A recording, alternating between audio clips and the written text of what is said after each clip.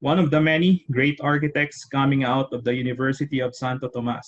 Architect Resho graduated in 1975 and immediately worked to Hong Kong and with Eric Cumine Associates, Wong Tung International, and Moser Associates Limited. After his extensive experience with these international firms, he took his own destiny and along with architect Carmelo Casas, founded RECIO+CASAS Limited. In the early 90s, architect Resho moved back to the Philippines and worked with some of the high-profile architecture projects like the Church of Gesu and the new Rizal Library in Ateneo de Manila University, Shangrila Boracay, uh, Stratford Residences, and Twin Oaks Palace, among others. In 2008, Architect Resho established Architects Incorporated, a professional architectural firm where he remains as principal, leading a team of architects to deliver retail, residential, hospitality, and institutional projects. I met architect Bong Resho back in 2012 at White Children's Home in San Juan City. The event was an awarding on a design competition that we organized, and we inspected a campus design, and he specifically noticed how high the ceilings are. Perhaps he's thinking about the advances of fire safety and space efficiency. Sir Bong, Architect Resho, or simply Resho, is a brand of architecture known for its clean lines and well-ordered modernist architecture. His friendly demeanor can be inspiring. Despite great achievements, you can still be relatable and approachable to the next generation. Hello, sir. Hello, Ronald. How are Yes, you? sir. Do you still play squash? Thank you for inviting. Oh yeah. Unfortunately, in this pandemic, uh, can't play. Well, you still can, but you have to play only by yourself. So that means you're playing against the wall, and more often than not, the wall always wins. But yes, I'm still trying to keep up. When was the last time you played the game, sir? Well, the last time I played was maybe 3 weeks. Well, with the real opponent was of course before the pandemic, and then when lockdown started, I stopped for about 4 months only, and then until maybe last month when they allowed the courts to reopen again, but only singles. Then I started just hitting the wall again. But lately, I picked up badminton again, and I've been playing with my wife. So we've been playing singles, which is better than playing against the wall in squash. That's nice. It's nice Yeah, that you have your wife as your athletic partner, I guess. yeah. But you always have to make her win. That's the problem. uh, Yeah, so yeah, that's how it's been. yes, sir. Thank you for being with us here at Memes and Podcasts, sir. Yeah, well, thank you for inviting me. This is an honor actually for me. Thank you. So you work in Hong Kong in the 1970s po, ano? And Yep. I observed that I guess in your generation it's working abroad, which is kind of the norm. It's different from Architect Villarosa's generation, sir. Kasi he said in his Yeah, podcast that yeah. they were from post World War. They want to redevelop our cities. What's your context during your time, sir? Yeah. Well, during our time, we were, of course, it was still the big name architects like Formoso, Locsin, and all those guys who really dominated the Philippine skyline then. But at the same time, we were largely influenced and reading a lot about the big name architects on an international level, where the SOMs then, no? And of course, our resources and our sources for works by such architects were quite limited then. So working abroad was really an enticing alternative to just finding work here in the Philippines then. And there were quite a lot of opportunities then. So through some, I guess you can say through some work of fate, I had a friend who was working in Hong Kong, and he pretty much opened the doors to allow me to be able to work in Hong Kong. He was also a UST graduate about 2 years ahead of me. His name was Joseph C. And he was the one that opened the doors for me in Hong Kong. So that's how I came to working in Hong Kong then. And that was in 1976, almost right after graduation. Yes, sir. Is it also because there were not too many job openings in the Philippines back then? No, at that time, the Philippines was actually booming then, and Imelda Marcos was building hotels left and right. She was building many cultural monuments, including the CCP. But tourism was boom time for tourism then. It just so happened that this opportunity came along for me, so I grabbed it, and that happened to be first time ever to go abroad ever, in 1976. So that was a whole cultural experience for me from having lived in the Philippines all my life. Then suddenly to be transported to a place like Hong Kong that was vastly different from the Philippines, especially in the field of architecture, the stuff that they were doing, the atmosphere in the offices there was very, very different from the Philippines. But that's what really brought me there, was an opportunity for adventure. And I guess most of your practical expertise came from your experience in Hong Kong. Oh yeah, definitely. It was a good place to immerse yourself as a fresh graduate looking for the right path for yourself. Hong Kong pretty much opened up a lot of opportunities, a lot of ways to think about how you wanted to pursue your career. It opened up my eyes to different types of architecture. I met many different personalities in Hong Kong, because Hong Kong was like a melting pot then, and you could see some and over the years, starting in 1976, a lot of international architects started coming to Hong Kong to do work there upon the invitation of the Hong Kong developers. No? So it was quite the experience for me. And until this day, whenever I have staff who resign because they want to work overseas, I don't try to stop them. In fact, I encourage them to do it, because I went through the whole process myself. I went through the same thing. So I felt this was part of their growing up as an architect. So I encouraged them. That's nice to know, sir. So, and then you go back to the Philippines in 1992. Yeah.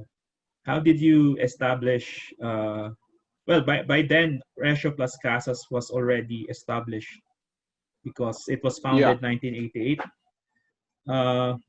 Yeah. And in such a short span of time, sir. Yeah. Yes, sir.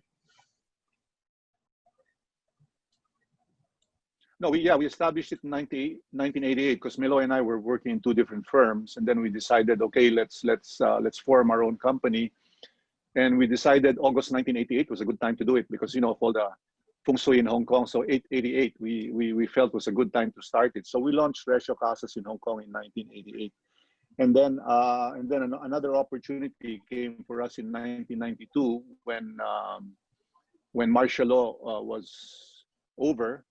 The Lopez's came back and retook ABS-CBN again, and we were invited for a limited competition to rehabilitate the Quezon City facilities of ABS-CBN. And one of the conditions, well, we were already being selected for the project, but one of the conditions was one of the partners would have to come home to oversee the project. And so I pretty much volunteered for that post, which gave me the opportunity now to come back to the Philippines and have a running project, actually. So yes, RNC was started in 88, and then 1992 I came back home, and the ABS-CBN project was our first project here in the Philippines. That was followed by the Pacific Plaza in Ayala Avenue. Oh, so that's where it started. By the time we came back, by the Yeah, 92. Pacific Plaza, even in Hong Kong, no? And we were the foreign architects. It's funny to think about it now that we were the quote the foreign architects at that time because we were based in Hong Kong, and we worked with the local firm then was the office of the late Antonio Sindiong, no? Tony Sindiong. So we worked with his office. So we were the foreign architects, and then we put up Pacific Plaza together. So those were the two projects that opened the doors for us here in the Philippines back then. And I was also aware that you're also the architects of the Pacific Plaza in BGC. Is it correct? Yes. Well, okay, that's another story. That's pretty much what brought my partner Meloy back to the Philippines, no? Because he spearheaded that project after Pacific Plaza. We call it PP2, Pacific Plaza 2 in Fort Bonifacio, came along, and he came home for that project. So eventually we closed down the office in Hong Kong, and then went full time here in the Philippines. Yeah, you know, there are a lot of buildings now in BGC, but that building is still as noticeable and iconic as that's how good it is. Well, I guess no. We to be fair, no, we worked with Arquitectonica from Florida for that project, no. And yes, indeed, the project still stands out among the many new buildings there in BGC. Also because of its location, it's right there by the golf course, so it's not obstructed by any other buildings. It's not inside BGC itself, but it's sort of on the perimeter. So when you're driving down McKinley or you're in EDSA and then you have a BGC, because it's at the edge, it actually stands out very, very prominently. That's nice.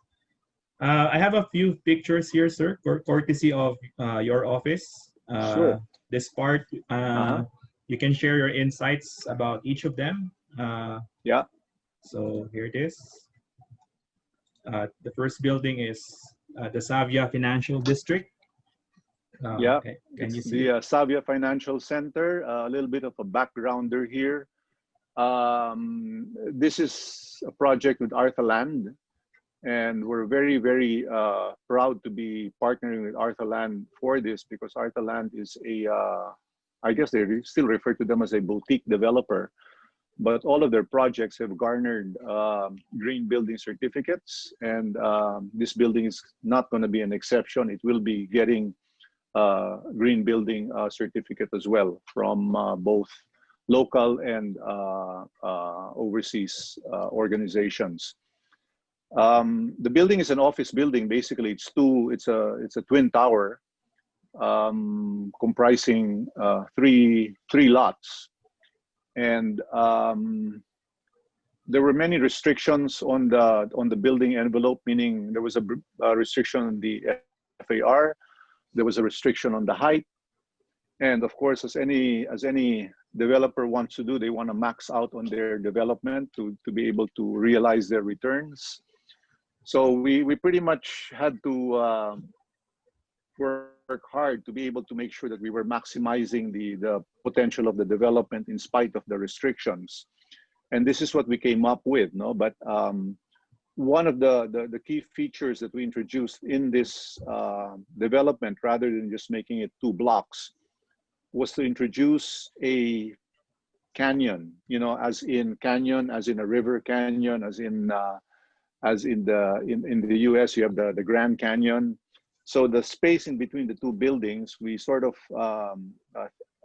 themed this as a canyon, wherein the buildings would gradually set back, just like in the Grand Canyon, where you see the sides starting to set back.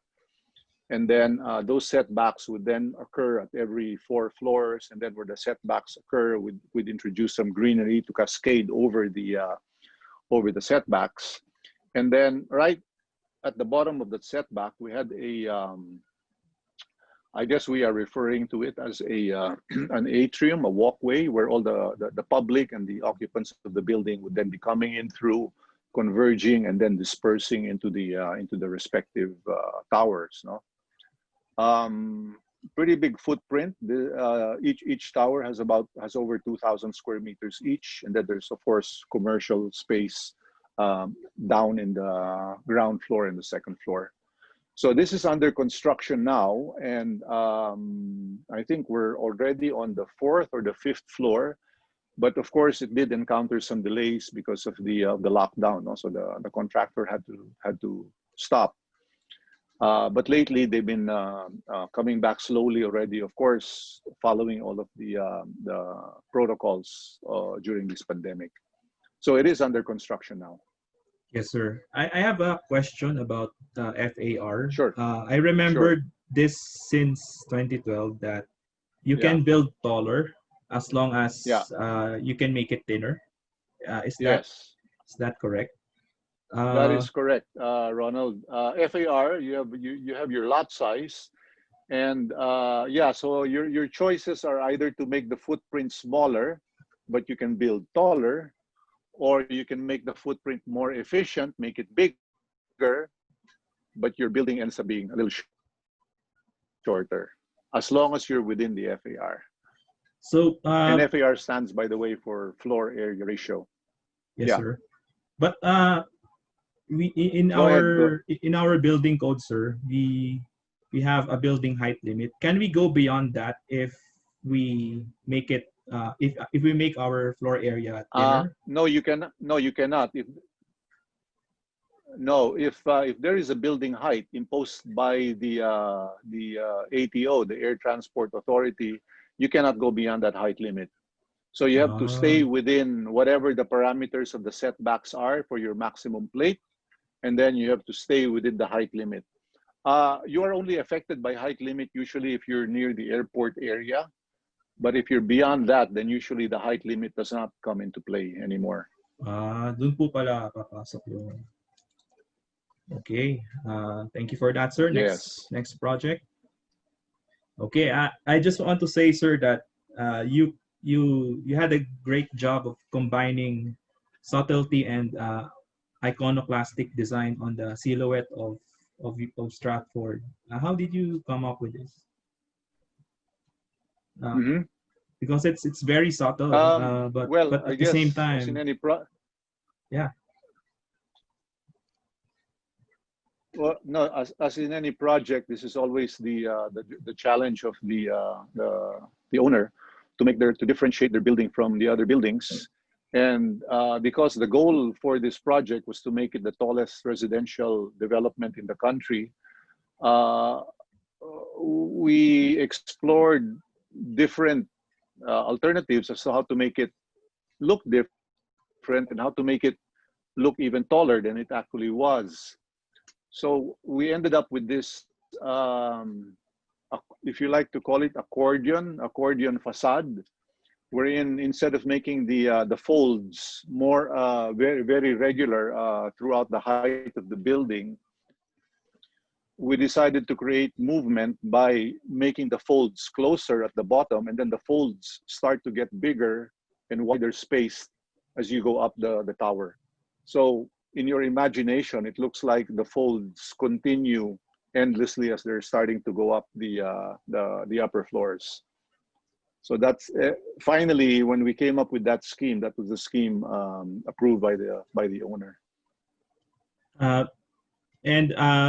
Usually when it comes to tall building, one of the biggest factor was the vector, the air pressure on the airspace that it occupies. Yeah, well, there are different factors affecting that, and for any building of considerable height and with a lot of glass, normally you'd want you'd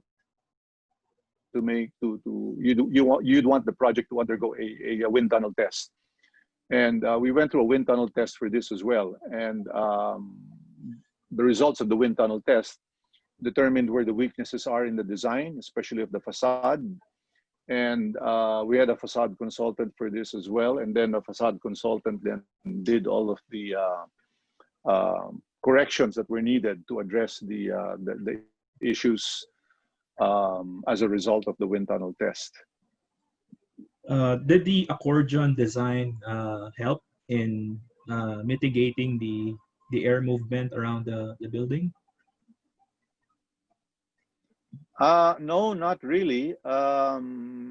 Actually, there are different shapes that determine how the building will behave under extreme conditions of wind. No, a square is not really one of the best Yeah. because it doesn't have any rounded corners for the wind to simply just blow through. But no, the accordion concept actually did not help in mitigating the wind issues, but the presence of the facade consultant helped us to address any problems that would arise as a result of the wind tunnel test. Usually they put dampers on the top floor. What did That Stratford? no that would be a structural issue Okay. already. No, yeah, that's a structural issue already. But the Stratford has about 9 basement levels, no, and the 9 basement levels actually serves as a really good and strong anchor compared to the height of the building. Oh, Somewhere in the middle of mid building as well, a transfer floor that would be able to address the issue of transferring some of the services, and then it becomes like a refuge floor, or also in case of a fire, people would be able to gather there. That mid floor was fully protected. But in terms of earthquakes, the 9 basements actually help to stabilize the movement of the building. okay, that's nice. Very subtle design solutions. Yeah. And pretty badass because the accordion does not really care about the wind. Yeah. Well, first Perhaps. time I've heard a building being described as badass, but good description. Thank you, sir. Yeah. Twin Oaks. Yeah. I guess this is a very discreet design. Doesn't want to be iconic as the other Yeah. structures, tall buildings. Oh yeah. What's the Yeah. story behind it? Well, okay. Twin Oaks was developed by Greenfield Development Corporation. They're actually located right there where Twin Oaks is. The concept is a twin tower. That's why it's called Twin Oaks. But the pictures you see here still show, I think, one tower. But if you visit the site today, there are already 2 towers completely built up. No. We showed again several schemes to the owner. The owner decided to go for this scheme, I guess, because of the softer corners. It has rounded corners. They wanted to target the middle upper market, so the units here are relatively big compared to the sizes of the units that you see today. Like a studio. Well, a 1-bedroom unit here would be about 38 square meters compared to a 1-bedroom unit in today's market, which is commonly around 28, 30 square meters. No, so this project wanted to hit a middle upper level of buyers, and the amenities are actually quite generous. You have a huge lobby.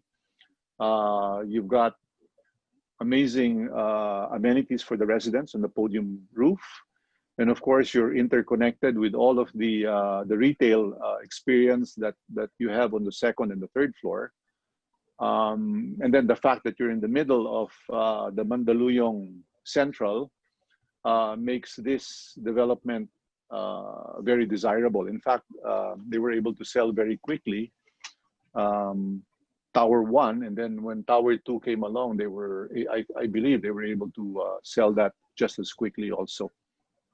I noticed that the fenestration is squarish. Is it a fire protection feature or? No, not really. The fenestrations there were really a result of the pattern that we wanted to create for the building. Of course, with architects, the challenge is always how to conceal the air conditioning, no? Especially if it's a window type aircon. If it's a split aircon, how do you conceal this? And we wanted, instead of introducing balconies, which you would normally do to be able to have a space for your condenser unit, we decided to have indentations within the building, at the exterior of the building, concealed by louvers. No? So if you look at the facade of the building, Oh, everything is flat. You really don't see any balconies except the ones at the corner. And the air cons are concealed by the vertical lines that you see in between the maybe every two windows, and that's where we conceal the air conditioning units. So we overview. created recessed balconies. Yeah, we created recessed balconies to be able to conceal the aircon units, and that's why it has a very clean facade. Yeah, that's a very nice design. Uh, Thank you. I guess we're gonna go to the most expressive so far in Ah, your obwa. yeah, yeah, Uh, yeah. how did Well, you come up with this? this was a project with UNTV. No, if you're familiar with cable TV, UNTV is one of the more watched channels on cable. And UNTV, apart from being a broadcast company, they're also a public service company. Now, they have a site in EDSA, almost, I think it's practically across the Ayala development called Tribeca? No, not Tribeca. What's the Ayala development there at the end of EDSA? They have a big landmark there. Anyway, so it's at the end of EDSA. Very, very tight site. No, I think the site was only like 1,600 square meters. So we had a very tight site to work with. But the more interesting, I call it interesting challenge here, is that it's a broadcast company. So it's not your typical residential condo. It's not your typical office building. It was your atypical building that had so many different components that you had to fit into the building. You had ground and second floor space that had to be able to accommodate the public needing help because they are a public health organization. So they had a space there for people needing help that they could accommodate inside the building. You had broadcast facilities that were also needed. You had recreational facilities. You had a chapel. You had an auditorium. You had offices. You had a restaurant. So you can imagine trying to organize all of these different components into one building, okay? And then on top of that, the owner wanted to make sure that this building would be iconic, no? Of course, I think that word iconic is so overly used these days that you really don't know what the word iconic means anymore. But examples that they brought up were, for example, the Eiffel Tower in Paris. You see it, and it's a very, very memorable image. So these were some of the images that they said we want this building to be very, very memorable. So how did we finally accomplish that? Well, part of their program was to have an AM/FM broadcast studio that would be on top. They wanted to attract tourism by creating a viewing tower on top of the building. They also wanted to create a restaurant that would become a destination, no? For people wanting to have this amazing view of the whole Metro Manila from up there. So that was this program resulted in the layered discs that you see on top of the building that were all supported by this very sharp steeple on top of the building. No? So this required a lot of quite an engineering challenge also for the structural engineers, because at the top here you had to transfer elevators to take you up now to those three discs, the three rings that got smaller in diameter as you went up the building. The structure of the building has been constructed already, and they've continued to lay the glazing. The glazing, I think, is about on the 10th floor right now. But eventually, when the building gets completed, I think the lighting for the building, especially the lighting of the rings that you see on top of the building, will be seen from many, many miles, kilometers away. And of course, it'll be lit up. We're discouraging the owners from just, the usual changing colors. We wanted it to be more iconic by having just one color that people will remember that silhouette by, especially at night. And of course, we're very, very excited about this project and to see its completion eventually. I have an impression that you combine your experience with broadcasting typology with commercial mixed-use tall building design because Yeah, of the well, space I program. guess our experience with ABS-CBN came into play here. At least the owners felt comfortable that we also knew a little bit of what they were talking about when they were talking about their broadcast studios, the soundproofing, all of those elements, visitors coming in, spectators area. But yeah, as I said, the challenge here was really how do we combine all of those different elements into one building and to make it work as one, no? For any architect, I think this is like a dream project, and for us, it was. Yeah, it's very stimulating because the mixture of typologies inside this building are yeah. I think if I remember correctly, we even had a jogging track on the top floor, and then we made it such that instead of having the jogging track inside the building the whole time, there was a point in the jogging track where you sort of had to go out the building and then back in again. So suddenly, you're running, you're exercising, and then at every point as you go around, you get a chance to go outside the building, and then suddenly you're al fresco, and then you get this fantastic view all around, and then you go back inside the building again. So it was a nice kink that we introduced in the jogging track around the building. And I have an impression that this is the broadcasting headquarters. Yes, right? it will be for UNTV. Yeah. That makes sense because they will sentry the whole vicinity with their own eyes. It's very clever. So thank you for that, sir. I think this is the part where I'm gonna ask you some of the questions that I usually ask to everyone. So sure, there are just two. What is your insight about tall building design that you want to share to our students? And then the second one, yes sir, sige sir, yun po muna. Go ahead and ask your second question, and I can answer them one by one. Well, the second question really is just what is the quality of a good architecture?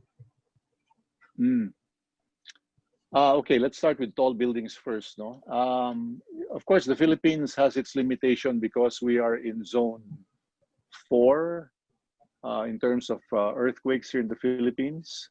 But technology has now made it possible for us to be able to build taller buildings than ever before. No, structural engineers are now able to model their projects to see how the building behaves in intensity 7, intensity 8 situations. They're able to design structural members more slenderly now compared to before, where the size of a column was the size of a room. No, the technology for concrete has also leveled up in leaps and bounds. I mean, before you were only talking about 2,000 psi, 3,000 psi, but now you have concrete as strong as 10,000 psi. So that allows you to make your structural members smaller but stronger. No, the opportunity also to partner with foreign consultants now who have more experience in doing high-rise buildings has opened up a lot of opportunities for us architects here in the Philippines. And it's not only for architecture, but also for the engineering, especially structural engineering.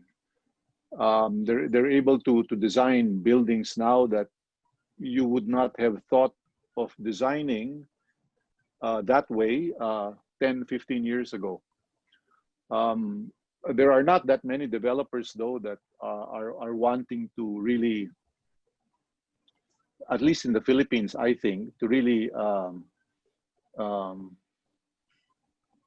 accept the challenge of, quote, being the tallest building in the Philippines. Because of course, to be able to do that requires a lot of funding, and then the ROI may not really be to their expectations. Unlike in Dubai, in the Middle East, where I guess money is not much of an issue. They have a lot of oil there, so they're able to build all these really super tall buildings, even if their ROI is not really that great. But it lends them the prestige to have the tallest buildings in the world, no?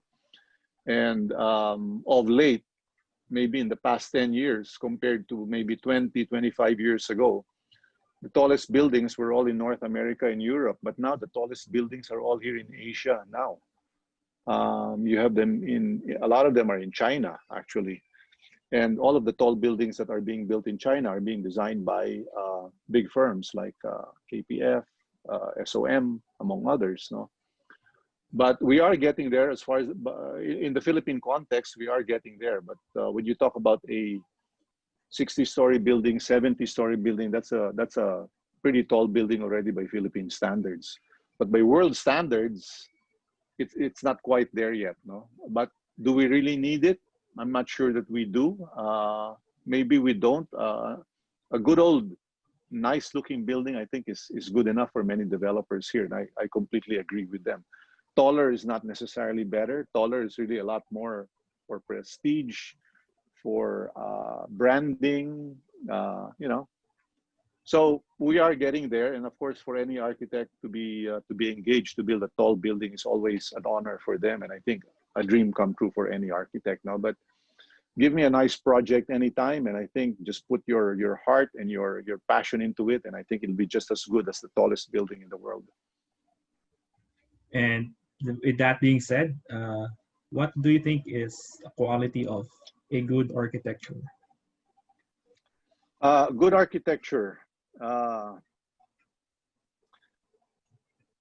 guess people will judge it, number one, by its aesthetics. No, what you see first. In fact, when you go online, when you read magazines, you read books, the first thing that impresses you about the building is what it looks like, and that's first of all. No, but today, a good building has to be green.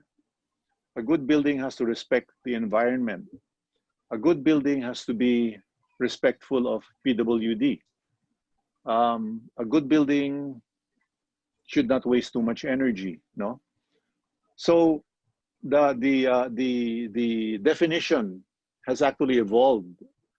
Before, a good building, of course, has to be structurally sound. A good building has to be able to bring up people up and down so many rounds per minute. But now the definition of a good building, I think, has gotten down to more earthly levels, if you will, and that's why you have Phil GBC to guide us along how we plan buildings these days. You have a good building that has to be respectful to the occupants of the building. And that's how you handle air conditioning. That's how you handle natural light. The well-being of the person inside the building, I think, plays an important role also for defining what is a good building. You ask any architect, and I think many of their definitions might differ one from the other.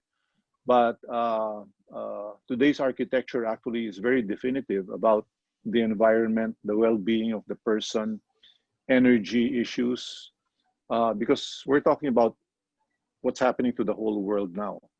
Now with this pandemic, of course, many other new things are coming into play now as to how do you design now in the future for a situation like today, no? Of course, nobody knows what's going to happen again 20 years from now. Is this pandemic going to repeat itself 50 years from now, 80 years from now? Who knows? But how long this pandemic is going to go on, we don't know. Hopefully by next year, it would have blown over. We would have found a vaccine, and things will go back to normal. But this pandemic has taught many people in the industry lessons that I think that they will be carrying with them. even after this pandemic is over, once we've discovered vaccines for them. And that is a lot of open spaces, the well-being of a person, a lot of the points that you have to earn in getting a LEED certification actually come into play, no? And I think many people are realizing that all of that what this pandemic is doing is making you aware of what these LEED points require you to have, you know, open air, natural ventilation. That's all in the LEED requirements. They play a lot of big points for you to get the LEED certification. So now this is all coming into play, and people are not realizing it, but that's really what's happening now. So what is a good building? Many definitions. I guess you come into a building.